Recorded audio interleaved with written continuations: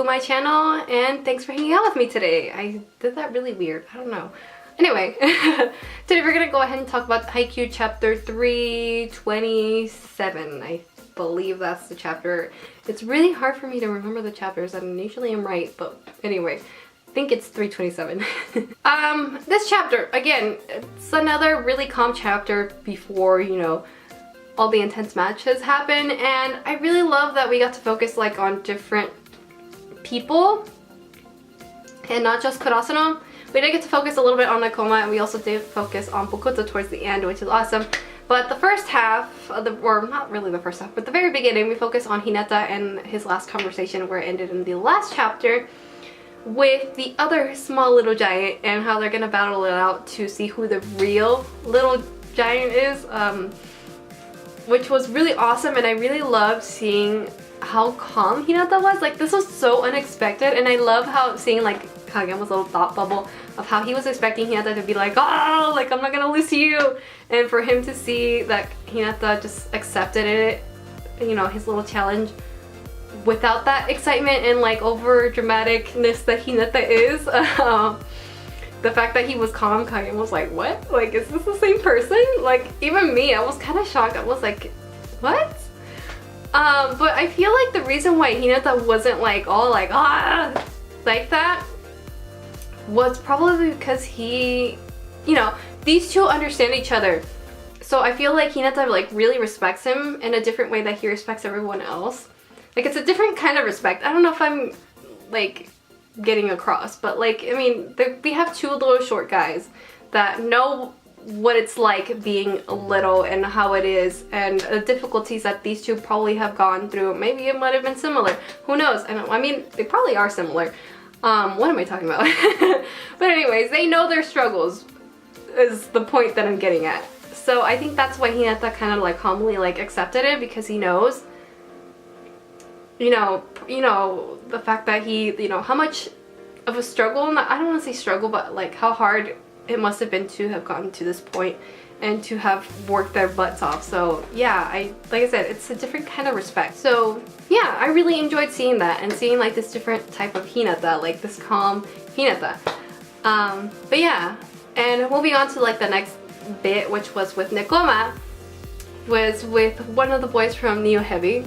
I don't remember his name, I'm so sorry. Why did I say sorry so weird? Sorry, it's just whenever I get like really friendly, I guess, like I end up talking like, if I'm talking to you guys, to him like my friends or siblings. So anyway, sorry. But anyway, as I was saying, with Kuro and the guy from Neo Heavy, like he has like his, I'm assuming it's his girlfriend, because he's been with her throughout these past bunch of chapters. I don't even know how many chapters it's been.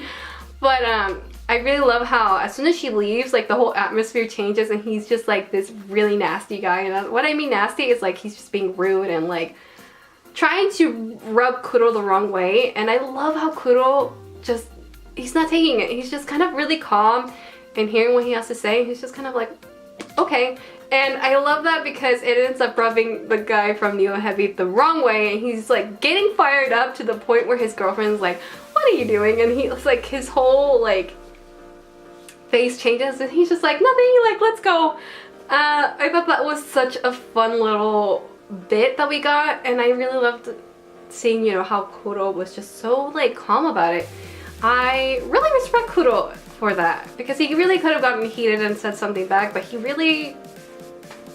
didn't say anything mean or anything like that. He just kind of was like, okay, or like, it was basically kind of like, okay, I respect what you're saying, okay, let's like move on.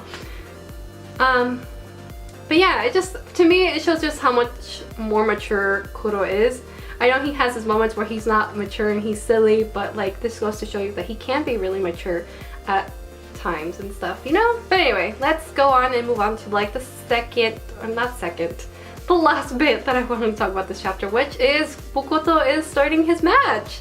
From what Kuro said, it looks like he ended up starting a little bit earlier than what they expected him to start.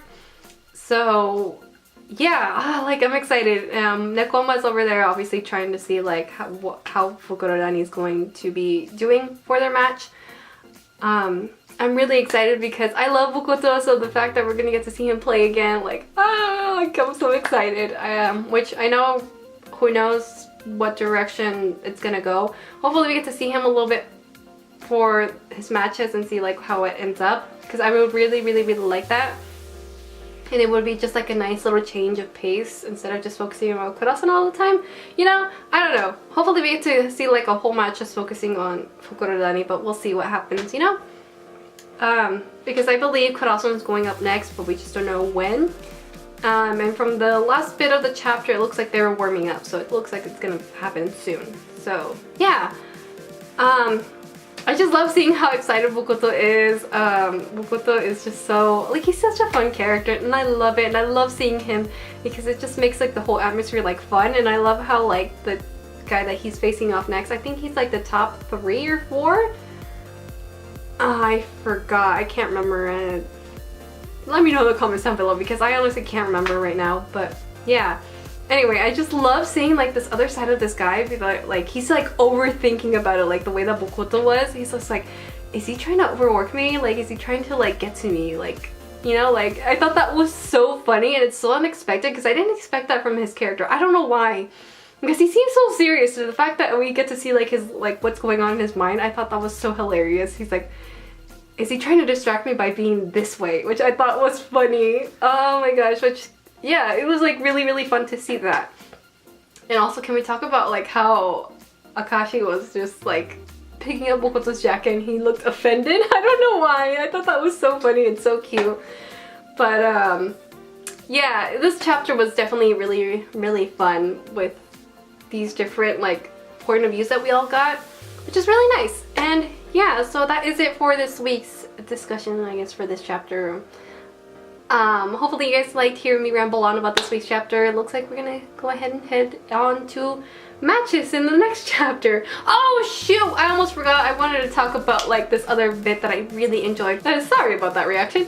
I also wanted to talk about a little bit with Akane and Tanaka's older sister, and like that whole like little panel. I thought that was so sweet because like, you know, the boys were like, oh, this is so awkward, like, can't believe we're next to them, like, what do we do, what do we say? And I love that Tanaka's sister, like, she stepped up and she was like, no matter what you say, it's gonna come out insensitive. And I love how she like raises up her little glass of beer, and then you have like Akane raising her like juice. I thought that was so cute because it just means like they respect each other and all. Like, they're basically like saying, you know, yeah, I respect you, no hard feelings. And I don't know, like, I thought that was such a nice moment between the two girls. It just says a lot, and the boys should take notes.